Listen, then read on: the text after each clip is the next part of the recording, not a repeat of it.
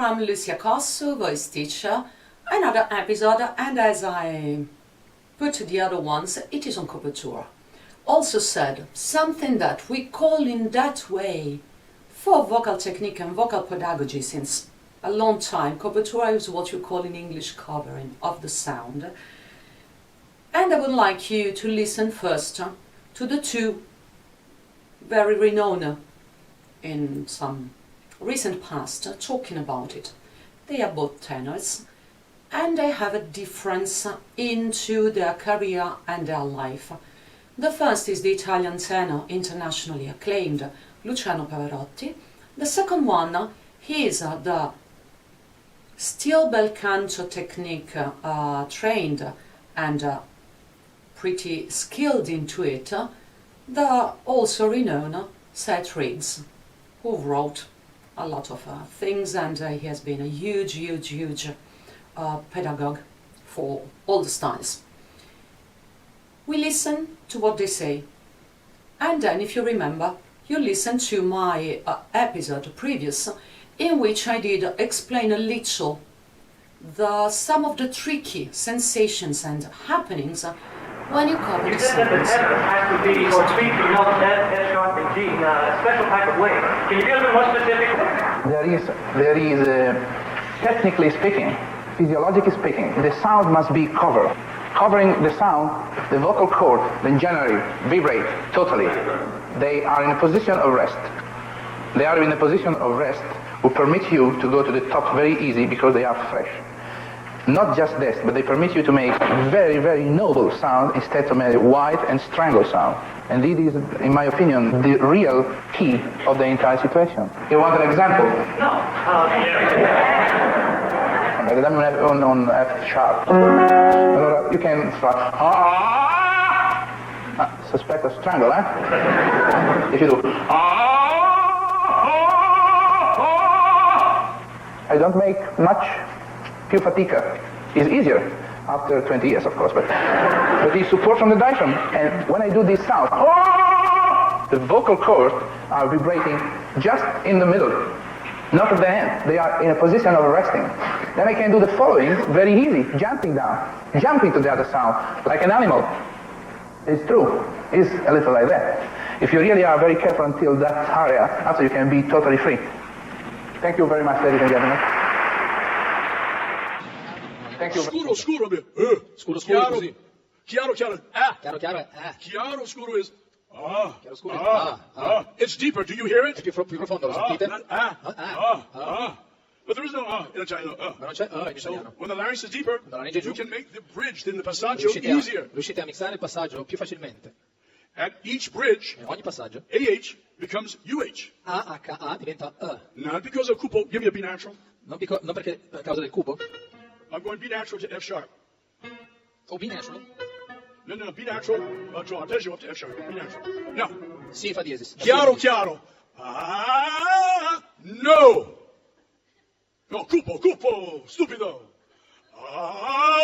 No.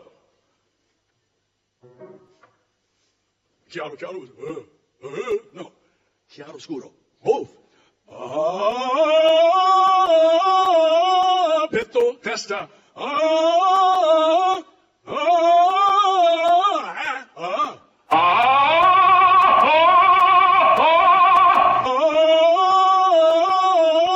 Petto, testa. What are they talking about?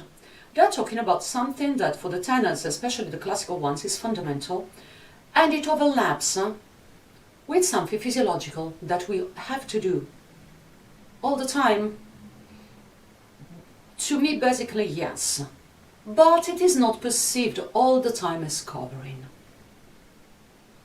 And it becomes tricky for some reasons, which are, first, the aesthetic, second, how you're going to do it, third, what you obtain immediately, and what you're going to obtain, or you're going to use the covering to obtain, and fourth, depending on the kind of voice that you have.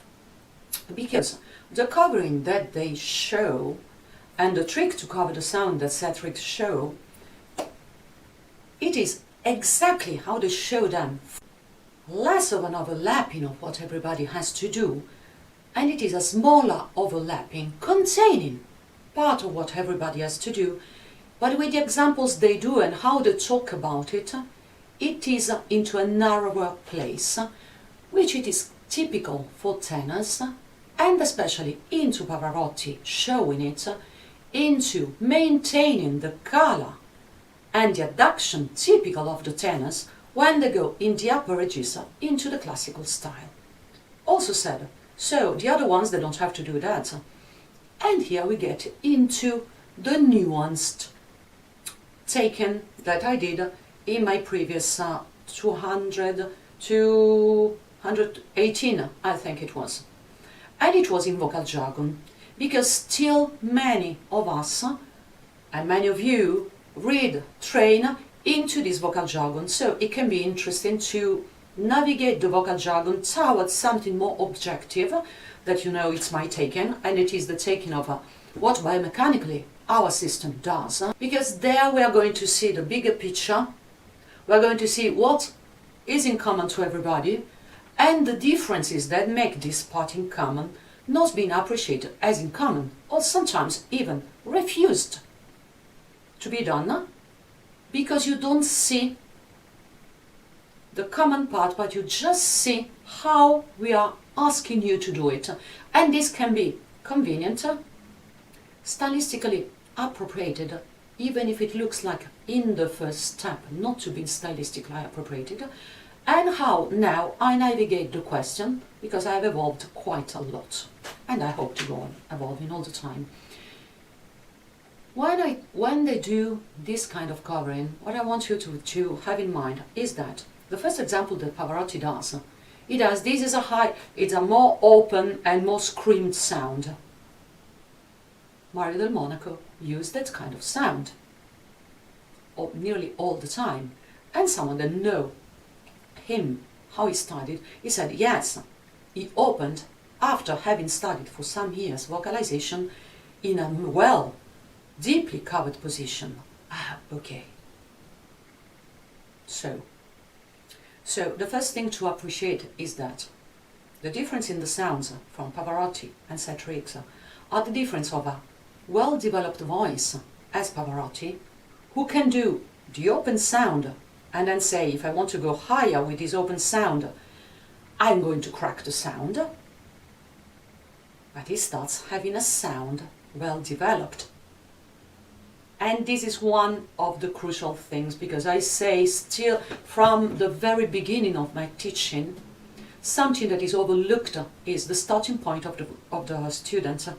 It is so overlooked that usually in literature, as I've said many times, I'm going to repeat it, because that there were specific instructions, you find them in the books, on who you had to accept in your lessons to have proficient, effective lessons and not give illusions. And if you follow me, you know that my research work, pedagogy and presentations are insane. I am one of those bridging from those that historically you would not have taken into your class to make them to the point in which everybody would accept them in their class. The first point is that you must have yet some kind of voice, some sort of voice, the well-developed of Pavarotti, or a segment well-developed enough to start covering the sounds, because covering is something that is beneficial, stylistically appropriate, necessary to do some things, but it is not the starting point. And there we come back, as usual, into the co-activated system, in which, as I said in vocal jargon, you have two opposing forces that have both to be developed, and they have to integrate themselves into your structure and your capacity of learning and, how can I say, cognitive level of your skills and of your instrument in that moment, so to progress. Because the point is, if you cannot progress, it's useless what we are doing. Covering is a fantastic tool to make progress in some specific situations. Otherwise, this kind of covering, we can put the necessary parts a little hidden by some other mechanisms, biomechanical mechanisms, into what I call big box, if you remember. Which are the big box is the general musculoskeletal system that some have yet well developed into phonation, some not. And the effect, if you have the general musculoskeletal system doing some things, will be in some that you have to intentional cover, and you're going to find what Pavarotti talks about, or those that have not yet developed and are going to find stylistically or aesthetically not exactly what they want, but in some it is a necessary intentional thing to do to develop the system. Have I lost you? Perhaps a little. Do you remember, getting practical, covering something that we do into the vocal tract, that, as I said in some other parts, and I said in one of my posts at Philadelphia in 2023, vocal tract is a busy segment. Yeah, it's a very busy segment. It happens many things. It happens many survival things. So it's pretty busy and pretty difficult to navigate intentionally, because we have many confounding factors. The first most important I did talk about when I talked about the tilt of the larynx. I did talk about in the video on big box and small box at Tallinn, my first PEVoC presentation that you find on YouTube. First, we have our general musculoskeletal system, and in the vocal tract we have two segments, which are the neck and the cranial. I call it the cranial, maxillofacial, as you want. There are two segments. In the joint by joint model, the cranial is not treated. To me, it is, because it's fundamental for singing, it is a mobile one. And neck, it is a stable one. Do you remember? I always thank you that, so you can see it again. You can remember if you need. And we have that for the neck. In the neck we have the larynx. The larynx is a musculoskeletal system by itself. It's a second musculoskeletal system of our body. We have two. The larynx complex, if you want to call it like that, which is a musculoskeletal system with the trachea and the respiratory system, which are not musculoskeletal, passing through. So, quite fantastic. We have two systems, not so separated as the big box, the general musculoskeletal system. And it is spatially inserted into this general musculoskeletal segment, which is the neck. And I have two different main characteristics. The neck wants to be stable. The larynx is a mobile musculoskeletal system. And this is very convenient. It is not complex. It is very convenient, because the stabilization of the larynx can come from the neck. Yes, can come from the neck.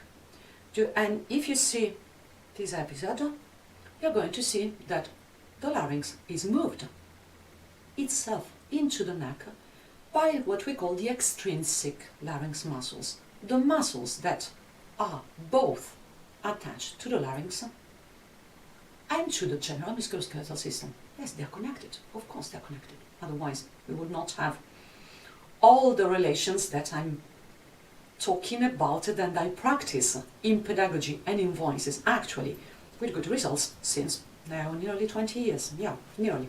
Not yet, but nearly 20 years. The covering, it is something that we do in the larynx and in the cranial, and we can do actively with some work into the neck muscles that we perceive as larynx extrinsic muscles, and then we can do with the tongue. and doing something that, yes, the tongue is going to do that.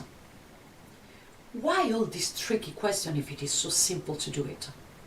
Because they don't take into account the effect of the general musculoskeletal system on what, practically? On the functions that the muscles of the larynx and the extrinsic muscles of the larynx and also the tongue, all the muscles of the tongue, can do, and why? I just activate them, I do them. Do you remember when I did talk about the general musculoskeletal system and the characteristics of the mobile segments as studied by Andrews, Dostal and Soderberg into the great study with the mouth model on the hips, which is another very complex system as it is the larynx by itself. And they stated something very important, that the muscles provide their function and the ratio of this function according to the position of the joint. I repeat, the muscles of a structure of a joint are not determined if you activate them or not. You can activate, yes, but you're going to have the ratio of this function directly determined by the position of the joint.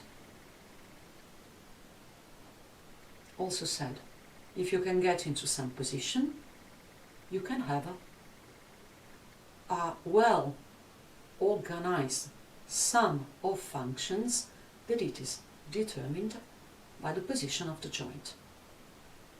I add, if you are functional enough and if the muscle can provide this function in that position. Also said, if it is not dysfunctional.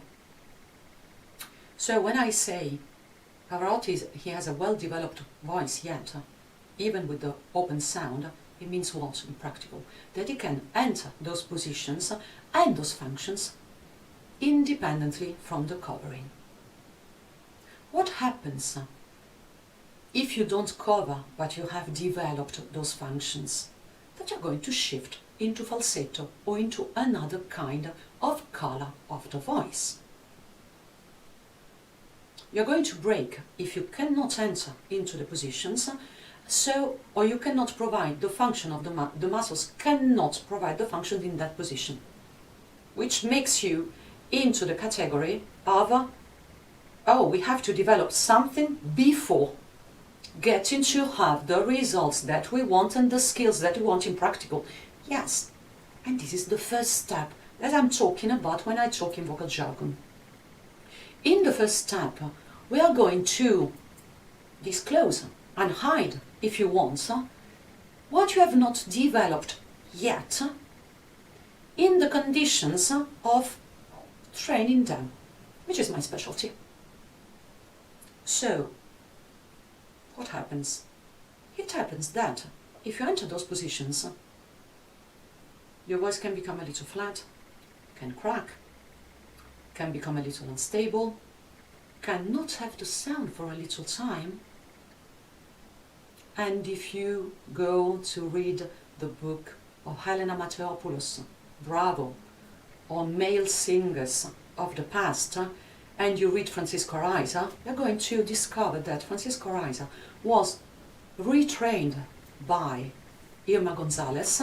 I have her here, yeah, because I adore her, so I cherish her and bow to her every day I come before the lessons. That she did exactly that for Francisco Araiza, who was in doubts and, oh my God, I'm stuck with what she asks me. But she knew perfectly what she was doing.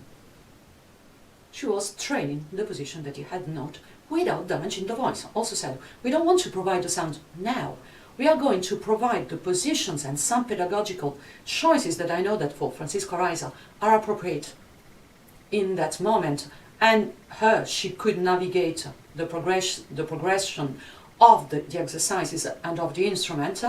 So it was convenient for her skills and for his situation. We always do that. It's part of our choices. We sum our skills with the situation of the student we have. And we do the best, if you're good, the best that we can provide to serve the student. So it goes where it has to go, even if our skills are not what he understands there or someone else would use, because we have many options to find things.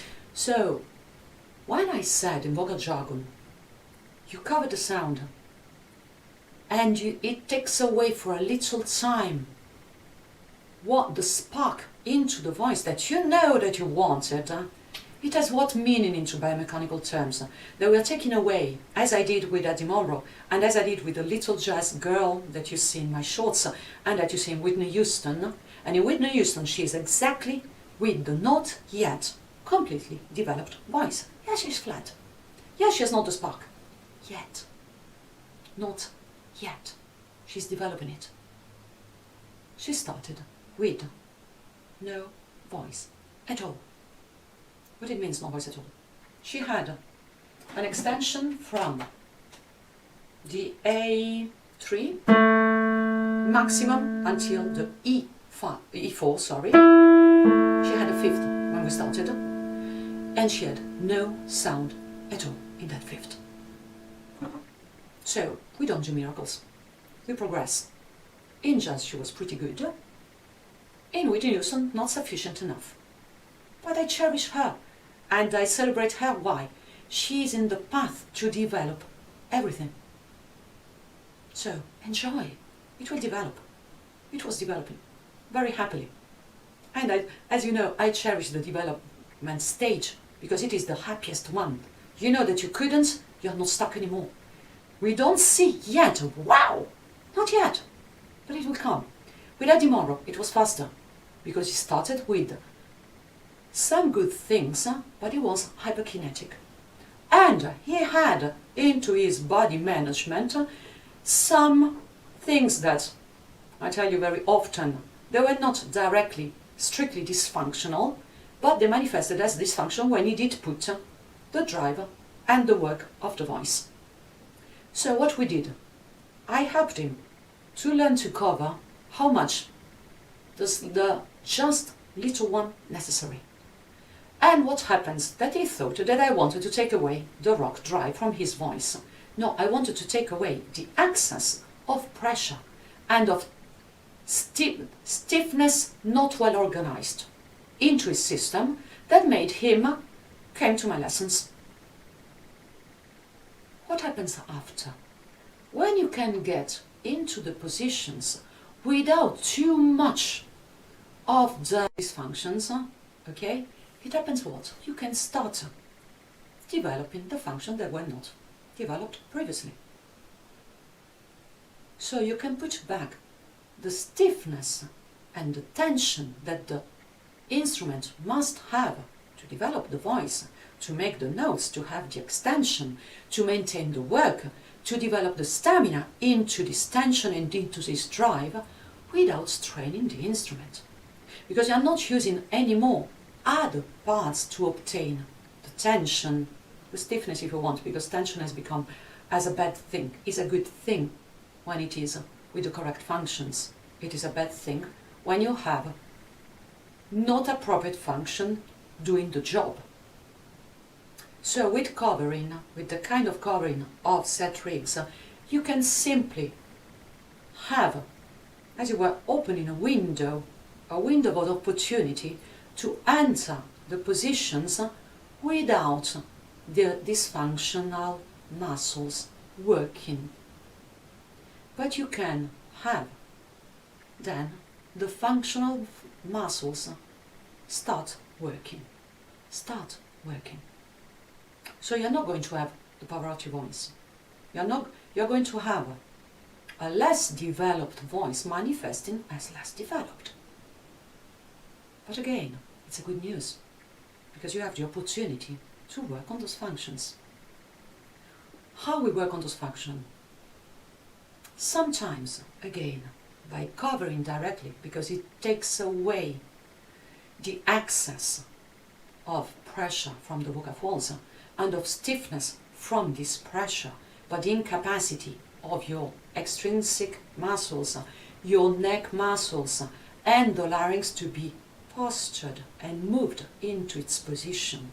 accordingly to what kind of notes you have to do. So you have the functions for the notes into your style,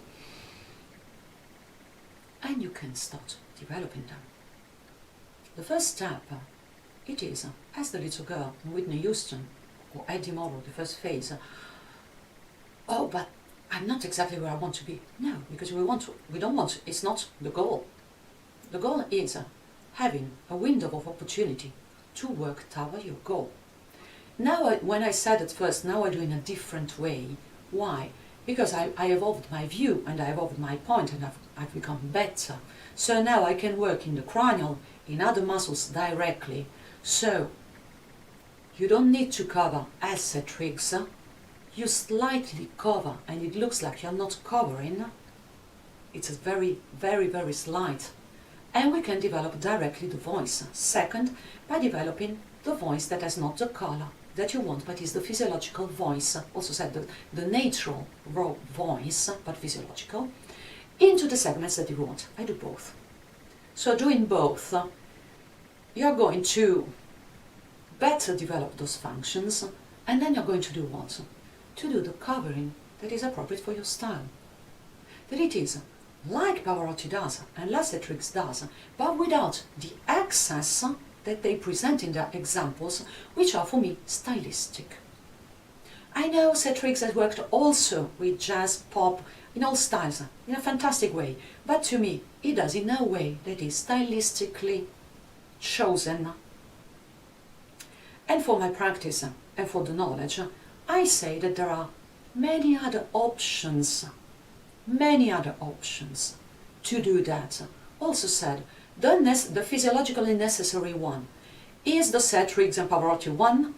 No, just in a little pattern. And there we have, again, the window of opportunities opening. So, what you have to take from today, covering is something that we do to obtain what Pavarotti says. Also said the center of the vocal folds. The center of what the vocal folds where? It depends on the registers. Yes, of course. And it is a function of what? Of how your musculoskeletal system can make your larynx move and answer the positions for which this covering become appreciated from you into your style, appropriate and just physiological enough to have a big variety of sounds, as you have heard in Eddie Monroe some months later. In some months later, he distorted, he made again, he did not open the sound, but he put back pressure and tension, but from other points, from another position of the larynx. Because this is the thing, we prepare entering the positions so that we can have all the so numerous capacities of our complex larynx and of our tongue to nuance and have the ratio of the function of all the single muscles into what we want. Second, still from the mouth, something again that we realize in some voices, but we are not able to get technically to it. Some have, some not. And that those functions, and this is my hypothesis. I'm making an hypothesis, okay? It's not proven for the larynx, but I would like to study it because in my practice and my working I see it happening all the time, so that's why I do this hypothesis. As for the hips, some muscles into some positions, they don't change the ratio of their function, they revert their action. So in specific position, a muscle that in another position does something, it does another thing, the opposite. And that's cool, because again, in voice we want variety. We want capacity of finding something that others don't have. Again, the starting point is you must be able to enter those positions. So, the covering can be stylistically appropriate to obtain what Pavarotti obtains, Mario del Monaco did it first, and then he opened. Pavarotti developed while covering, and then he tells you if I want to go up, etc., I'm going to cover. And he covers his sound exactly as Seth reads. Mario del Monaco and Pavarotti don't sound the same, and this is an artistic choice. Some other tenors, they covered less than Pavarotti, and they made a fantastic career for all their lives. Also said, the physiological continuum is a little bigger in covering the what it is Seth Riggs and Pavarotti view, because in them they are into the physiological, but they narrow down for their stylistic choice and his individual specificity. Okay, and there everybody does as he prefers according to the structure and what you can do. The getting into the positions will make the structure have some more functions that are not so intuitive, because you're not going to obtain that by covering, but you're going to obtain them by intentionally learning and developing appropriately the positions of the larynx, and then the function that you yet know, also said the notes, the colors, the abilities, into those positions. Then, when you have developed them, you can eventually also in those other positions cover the sound. And it will be completely different than you covered before entering the positions, because simply you could not have those functions. See you next time.